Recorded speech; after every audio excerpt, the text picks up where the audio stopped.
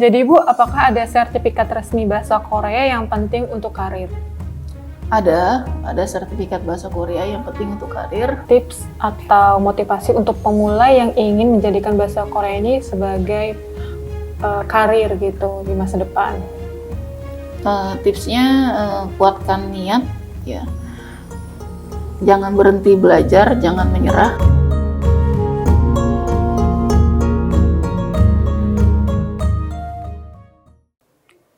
Halo teman-teman, selamat datang di Podcast Explore Your Creativity, podcast yang membahas berbagai keahlian dan juga dunia profesional.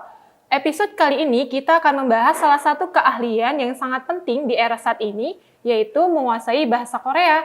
Pasti teman-teman yang banyak nih tertarik dengan bahasa Korea, apalagi sejak drama Korea dan K-pop makin mendunia, makin banyak yang ingin mengerti bahasa Korea agar supaya tidak melihat subtitle. Tapi sebenarnya belajar bahasa Korea itu nggak cuma untuk buat drama saja, ada juga manfaatnya, misalnya membuka peluang kerja atau menunjang karir. Nah, di episode kali ini kita akan ngobrol santai tentang gimana sih cara mulai belajar bahasa Korea, pentingnya bahasa Korea di dunia kerja, dan peluang untuk bekerja di perusahaan Korea ataupun bekerja langsung di negaranya.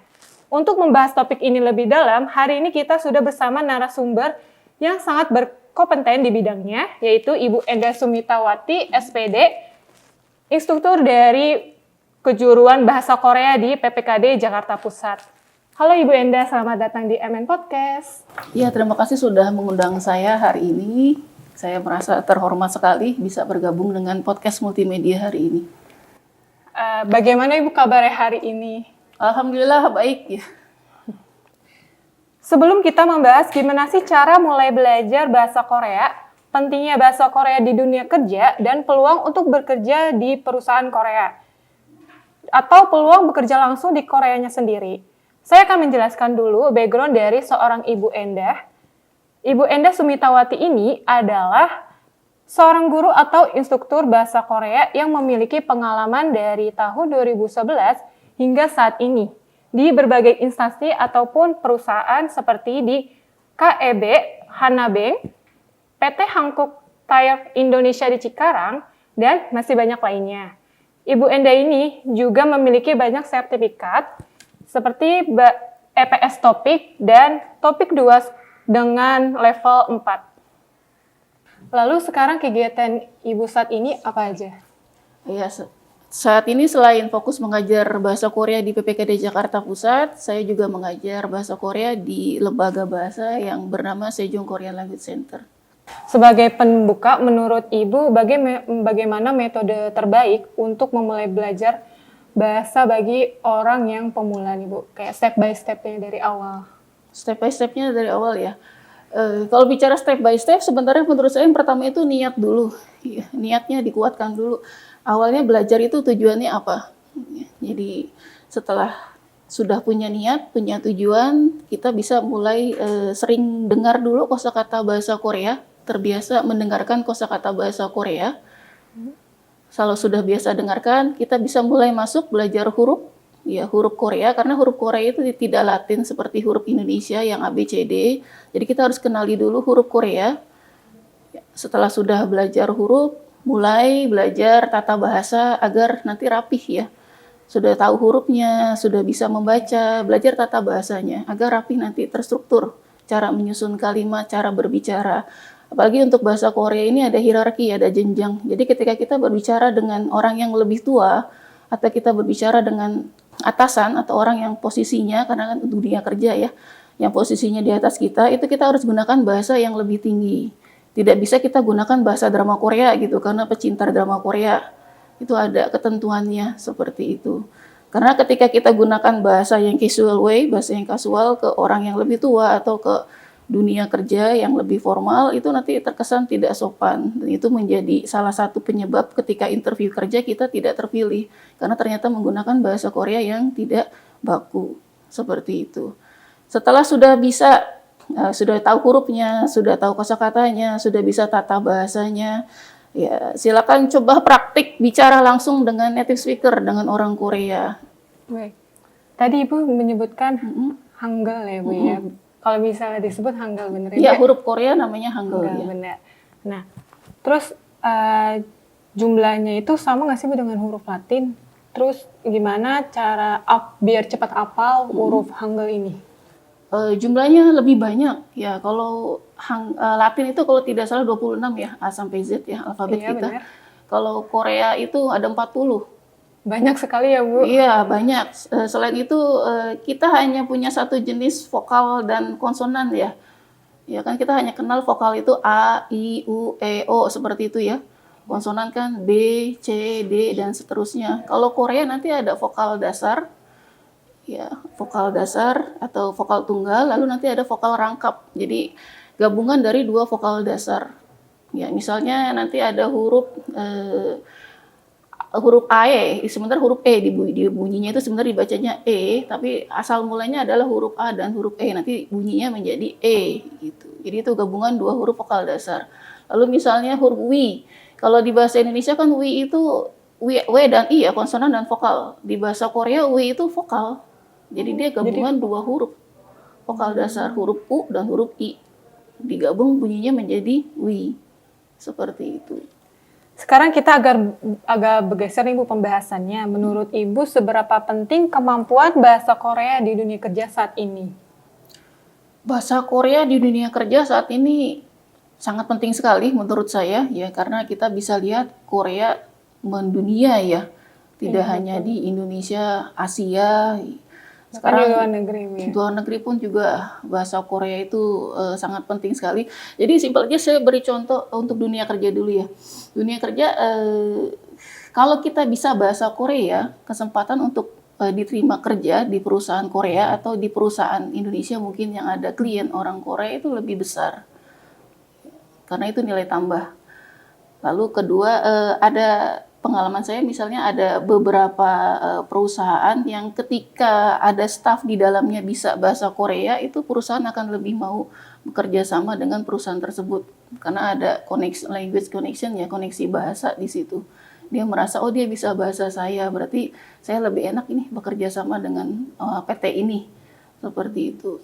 Terus yang ketiga kita bisa negosiasi gaji. Biasanya kalau bekerja pasti ingin gaji. Ya, ingin gaji yang tinggi. Pasti, ya. Itu pasti. Ya. Biasanya kalau bisa bahasa Korea, kita nanti langsung negosiasinya dengan orang Koreanya. Jadi tidak perlu lagi dengan HRD Indonesianya. Disitulah kita bisa nego gaji yang mungkin di atas yang umumnya. Seperti itu. Baik Bu, jadi untuk bidang pekerjaan dan profesi apa saja nih yang membutuhkan kemampuan bahasa Korea? Selain mungkin translator kan pasti bahasa Korea itu akan menjadi translator ya. Jadi ada nggak sih Bu selain itu?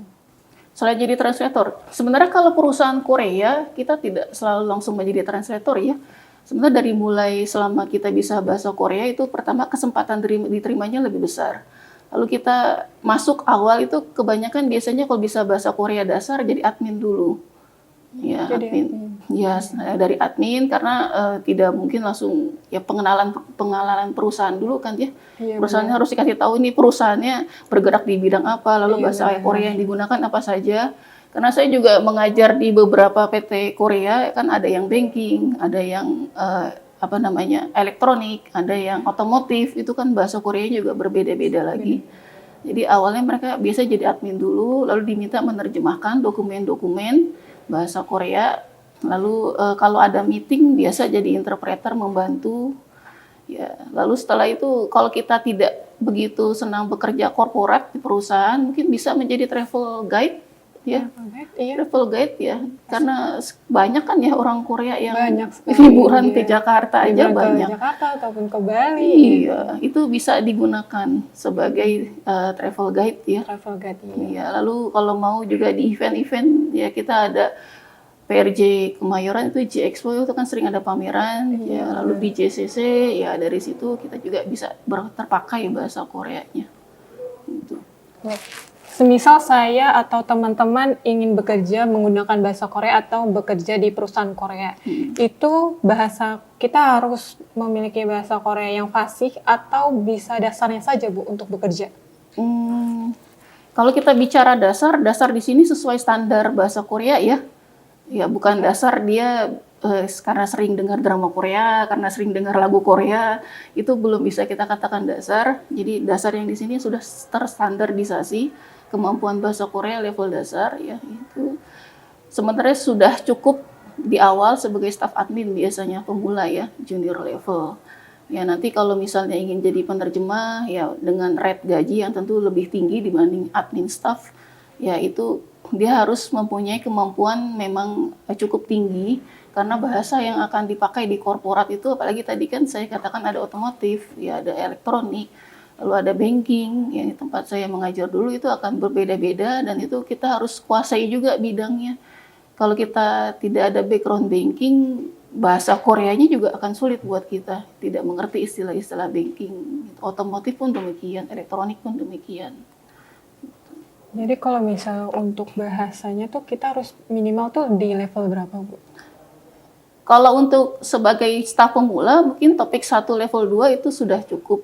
Ya, sudah cukup. Tapi kalau nanti ingin jadi penerjemah, interpreter atau translator itu juga lebih berat ya karena biasanya dokumen-dokumennya legal ya.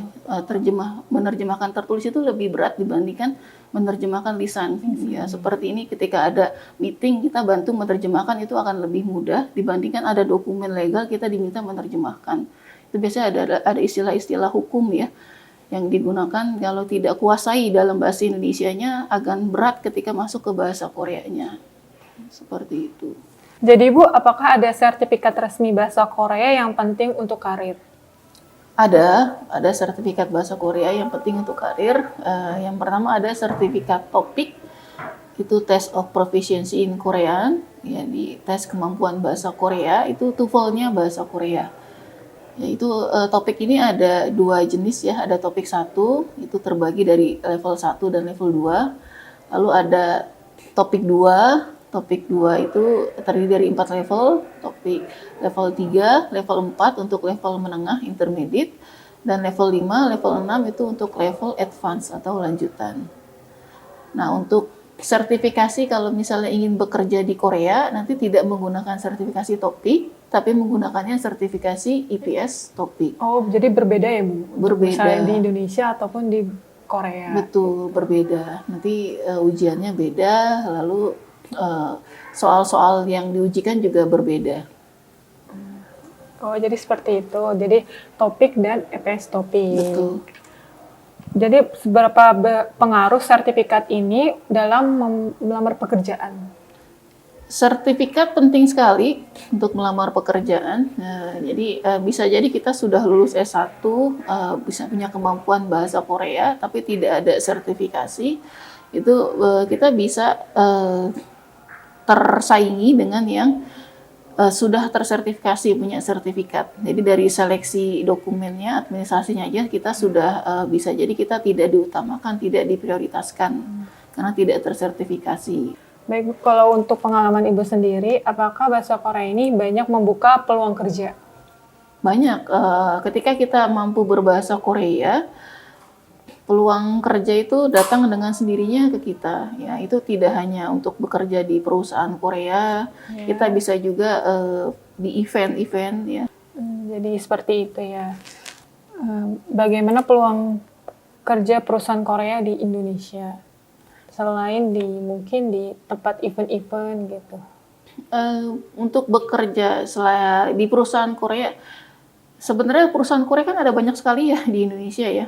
Iya benar. Ya, kalau kita sudah bisa bahasa Korea dasar, ya biasanya itu akan memudahkan pada saat seleksi setelah lulus administrasi tentunya ya, interview itu akan memudahkan kesempatan kita diterima. Baik Bu, jadi apakah ada peluang kerja untuk bekerja langsung di Korea Selatan bagi orang Indonesia? Ada peluang kerja untuk bekerja langsung di Korea bagi orang Indonesia. Nama programnya itu IPS Topik. Ya G2G, EPS Topik, jadi government to government via EPS Topik, Employment Permit System. Ya ini diselenggarakan oleh KP2MI, Kementerian Pekerja Migran Indonesia, dengan HRD Korea. Itu setahun tesnya hanya sekali. Lalu pesertanya karena dari seluruh Indonesia itu membludak ya, banyak sekali ya, bisa sampai ratusan ribu yang daftar, tapi kuotanya itu sedikit. sedikit. Ya, untuk tahun ini kuotanya tuh hanya 1.000. Jadi kalau kita bayangkan misalnya yang daftar itu ada 100.000 orang, 200.000 orang. Yang akan diterima nanti hanya 1.000 orang. Ya, otomatis tingkat kelulusan tesnya akan semakin tinggi.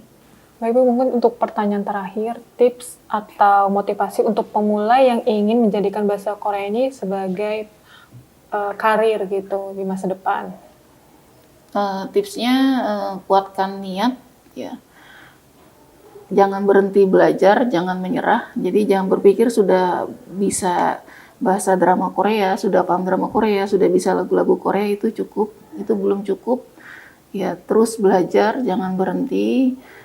Kalau bisa sampai level menengah, tersertifikasi topik atau IPS topik, ya. Kalau sudah seperti itu berarti sudah dianggap profesional, bisa terjun ke dunia kerja Korea. Lalu jangan berpikir dunia kerja Korea seindah drama Korea. Karena berbeda ya nyatanya. Berbeda, dengan tidak yang di seindah film ataupun yang di aslinya. Betul, ya itu sangat berbeda sekali dan jangan kaget dengan kondisi-kondisi seperti itu. Ya, karena niatnya kerja, ya namanya bekerja ya pasti ada perjuangan di situ. Iya, betul banget. Iya. Baik Bu, terima kasih banyak atas waktunya, penjelasan, dan informasi atau ilmunya yang sangat bermanfaat untuk kita semua yang menontonnya. Ya, sama-sama terima kasih kembali, semoga bermanfaat.